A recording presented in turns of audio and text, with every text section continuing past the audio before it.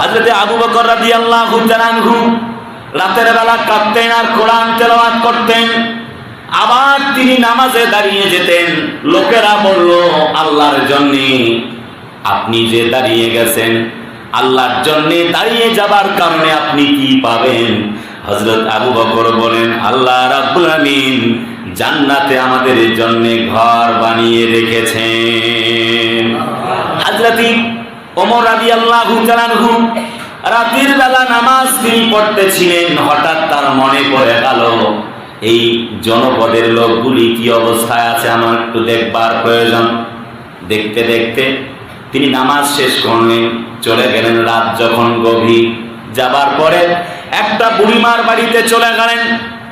লক্ষ্য করলেন কে যেন বুড়িমার বাড়িতে রান্না বাড়া পর্যন্ত করে রেডি করে রেখে আসেন। দেখা গেল তার বাড়িতে যতগুলি ঝাড়ু দেওয়ার কাজ সবগুলি সম্পন্ন করেছেন। চলে গিয়েছিলেন ফজরের পরে। এবার পরের দিন আবার তিনি নামাজ পড়ছেন।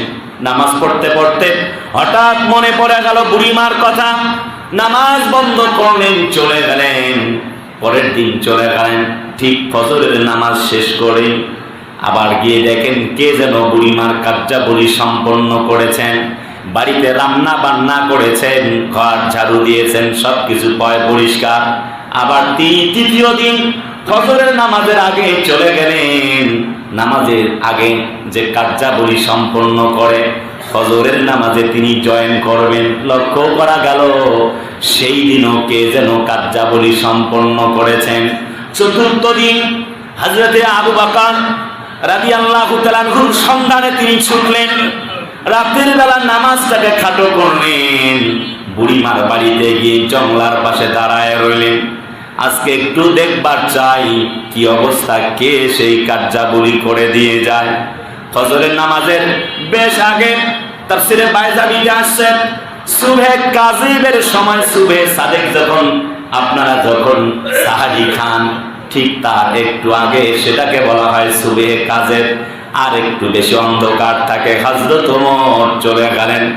হযরত আবু বকরকে দেখা গেল তিনি গোপনে দাঁড়িয়ে আছেন। কে আসে দেখতে পাচ্ছেন হযরতে আবু বকর ঘোমটা দিয়ে এমনি করে পাগড়ি পরে আল্লাহর গোলাম চলে আসলেন। আসবার পরে বুড়িমা রান্না বাড়া করলেন, ঘর ঝাড়ু দিলেন, কার্যাবলী সম্পন্ন করলেন। বুড়িমার জন্য গরম জল করলেন, সবকিছু রেডি করেন। হযরত আবু বকর রাদিয়াল্লাহু তাআলা আনহু সমস্ত কার্যাবলী সম্পন্ন করে চলে যাচ্ছেন। হযরত ওমর সামনের দিকে তিনি সামনাসামনি দাঁড়ায়া গেলেন। হযরত ওমর বলেন, একে একে পহেলা দিন, প্রথম দিন, দ্বিতীয় দিন, তৃতীয় দিন লক্ষ্য করেছি। আমার মন বলছিল এই কাজ আবু বকর ছাড়া আর কেউ করতে পারে না।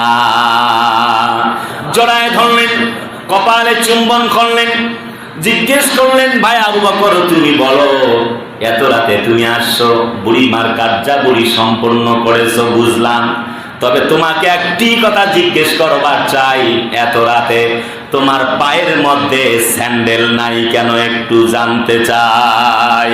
হযরত আবু বকর দুটি চোখের পানি ফেলায়া কান্দেন আর বলেন, শোনো রে ওমর, আমি রাতের বেলা জুতা পায়ে দিয়ে যদি খটখট খটখট করে রাতের বেলা যদি হাঁটতে থাকি, এই জনপদের মানুষগুলি ঘুম ভেঙে যাবে।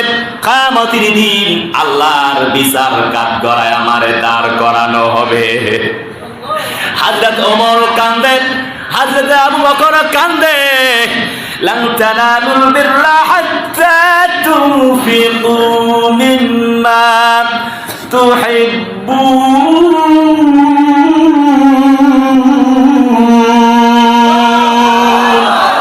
আল্লাহকে তারা কত ভালোবাসেন, আল্লাহর দ্বীনকে, ইসলামকে তারা কত ভালোবেসেছিলেন।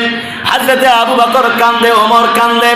হযরত আবু বকর বলে, আমার পায়ের জুতার শব্দে কারো যদি ঘুম ভেঙে যায়, কিয়ামতের দিন আল্লাহর দরগাহে হিসাব দেওয়া লাগবে।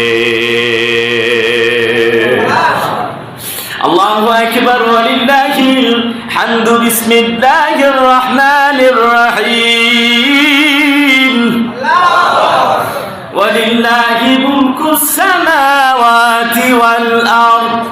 ওয়াল্লাহু আলা কুল্লি শাইইন কাদির।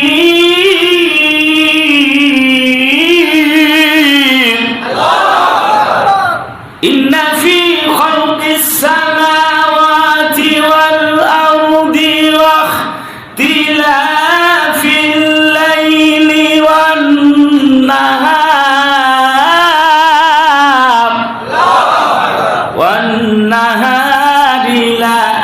লাআয়াতিন লিউলিল আলবাব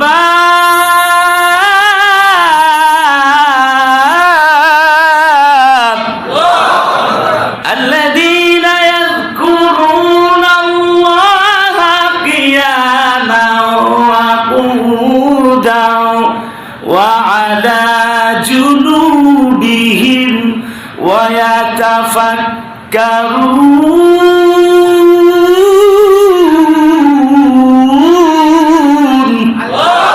আর একটু জোরে বলি আল্লাহু আকবার।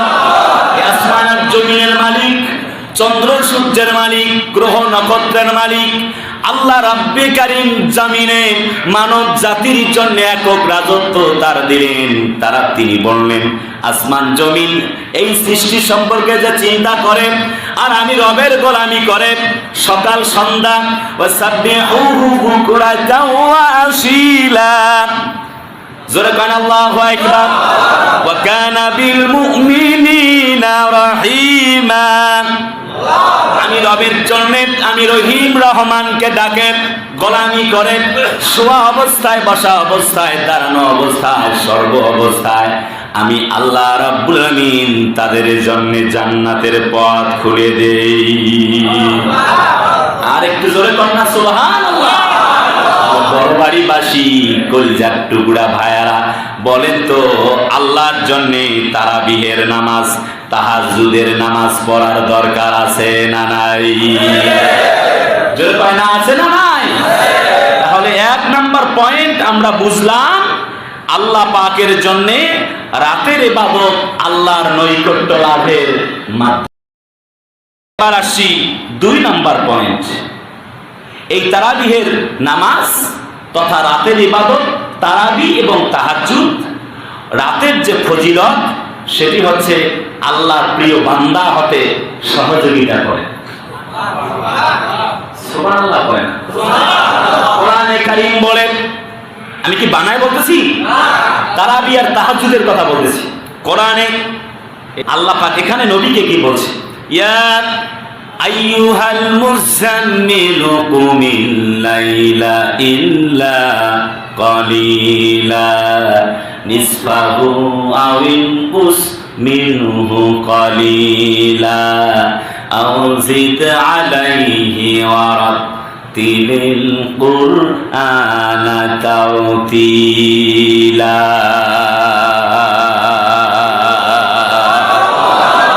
জোরে বলেন আল্লাহু আকবার। আল্লাহ পাক বলেন, হে চাদর আবৃত ব্যক্তি, চাদর দিয়ে গার কতক্ষণ ঢেকে রাখবেন?